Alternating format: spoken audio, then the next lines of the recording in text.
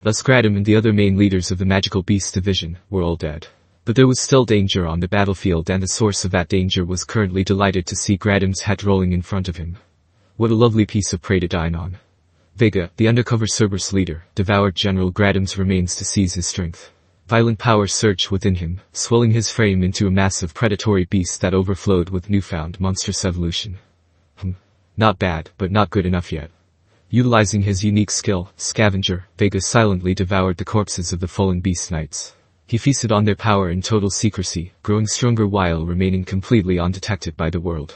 Born a freak in Inglesia, Vega survived the slums by consuming rats and eventually humans. Though Shizuo's ult were meant to execute the monster, Yuki Kagurazaka secretly spared him, sensing his raw potential, and sending him to the Empire to be trained as a lethal pawn. Now, amidst the chaos of battle, Vega has evolved. By scavenging the parts of fallen beasts, he has forged a body of magisteel and dragon scales. Using his control metal skill, he has even forcibly bent a god-class spear to his will, transforming into a truly unstoppable abomination. Taking in a god-class weapon like this transformed Vega's entire body into an even more ominous form. The eerie alien-like armor covering him made him truly unidentifiable as a magic-born, and by this point, Gabila and the others were finally taking notice. Wah! Look! Another giant mystery magic-born. Gabila's forces let out exhausted whines at his excited shouting. But Sir Gabila, we've got our hands full. Indeed. It's battle after battle here. Our supplies are running low. What should we do, Sir Gabila? Their consternation was understandable. Team Hiryu was heavily fatigued and reaching its limit. If the Diable Chevaliers had arrived any later, the front lines would have fallen long ago.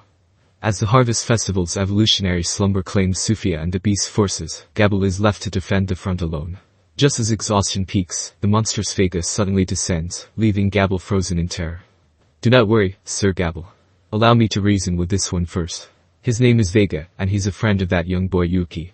The sudden presence of Gadora did much to calm Gabila. I hope that you will, then. You are in good hands. The two men, who had become friends somewhere along the line, smiled and nodded at each other. Then Gadora stepped toward Vega. It's been a long time, Vega. Oh, old man Gadora, eh? I heard you switch sides to the demon Lord Rimuru, but I guess that story was true. And that means I'm fighting alongside Yuki here. But I'm glad to see you. If I weren't around, they would have treated you as their enemy. Really? Vega glanced at Gadora, who approached him in a friendly, aloof manner. Then he immediately averted his eyes. To him, there was far more interesting business to attend to. Now he was staring at Caroline and Free, and around them, even more delicious-looking things to prey on. His mouth was salivating profusely, his mind ecstatic as it pondered how the meat would taste. I can serve as your middleman with them, so if you could kindly lend a hand to us. Wah.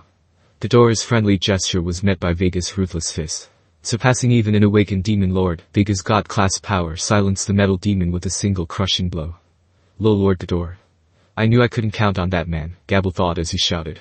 Given the amount of confidence Gadora brimmed with, he couldn't be blamed for thinking that. Now his hopes were banished, his mind filled with disappointment, and even worse, Vega's powers were beyond imagination. The gluttonous Vega eyed Caroline and Free, seeking to evolve into an unstoppable force. With Gabila outmatched, the heroes faced a desperate gamble to prevent his ultimate ascension. I always enjoy standing out like this, but this is perhaps too much of a good thing. He was beginning to regret this a little.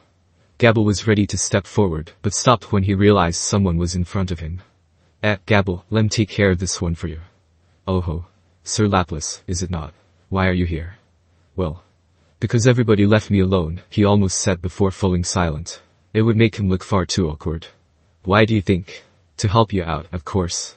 Ah. How wonderfully reassuring, Sir Laplace. Yeah. You all can rest easy with me around. Forcefully concluding his chat with Gabila, Laplace turned toward Vega, his presumed friend. So, Vega, would you punch out old man Gadora like that? He spun around lightly as he asked. It annoyed Vega. Huh, ain't it obvious? Because the old man was trying to block me. Block you? Can't let someone blocking me from a good meal keep on living. And that's why you better stay out of this, too, Laplace. You're an old friend, so I'll let you off the hook this time. Laplace stopped spinning. You got a funny sense of humor, you know that. Don't you think you're forgetting your place a little? The timbre of his voice was the same as before, but the atmosphere around it was so tense that it felt like something entirely different. But Vega didn't care. My place. You think you're in a place to give me orders?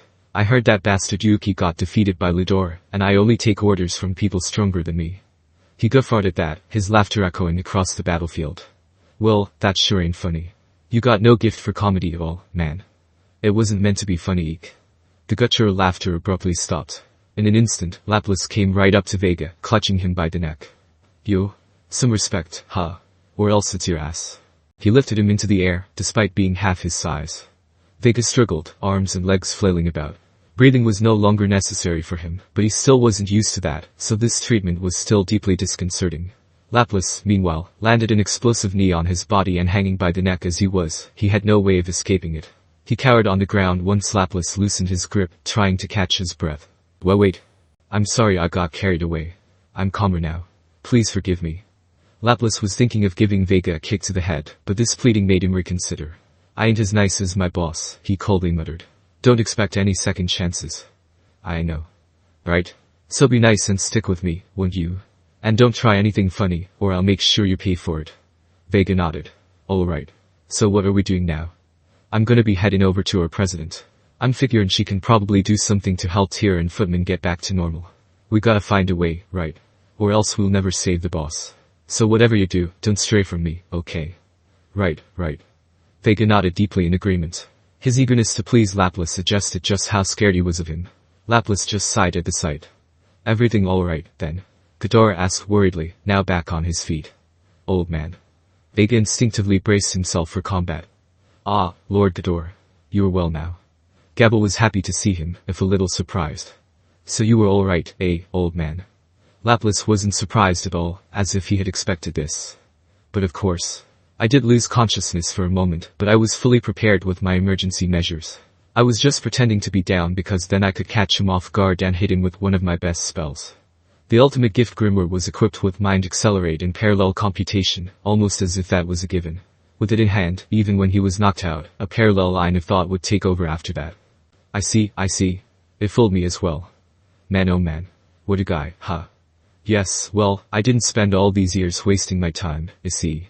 But shouldn't we be concerned about Vega instead? Laplace tried to change the subject, but Gadora wasn't done pursuing Vega yet. Me? Yes, you. I'm afraid I can't trust you very much. Why not? Vega acted like he had no idea. It exasperated Laplace. To be honest, he said with a shrug. I don't trust him, either. But he's still one of mine, you know. And I get it if you want him rubbed out, but I really want to trust him here. Besides, I can't do anything without my boss's permission anyways. He'll listen to reason as long as he doesn't get carried away, so how about we cut him some slack just this once? What a headache, he bitterly thought. Laplace viewed the dim-witted Vega as a powerful but dangerous tool. After the brute nearly provoked Carillon and Free, Laplace's patience reached its limit.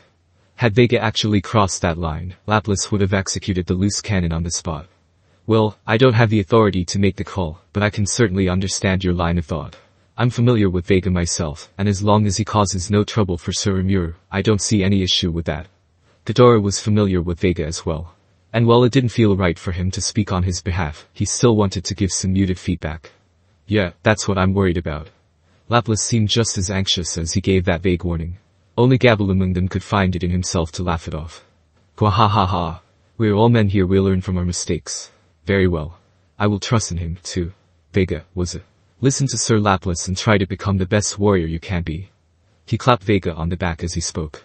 Despite everyone's apprehension, now was not the moment to stand around worrying. Laplace wasted no time taking Vega away from the scene. Do you think that was the right thing to do? I wouldn't expect any problems. If this helps Vega grow a little, it'll benefit all of us. If not, I'm sure Laplace will do what needs to be done. A rather sinister line of thought there. Gwahahaha.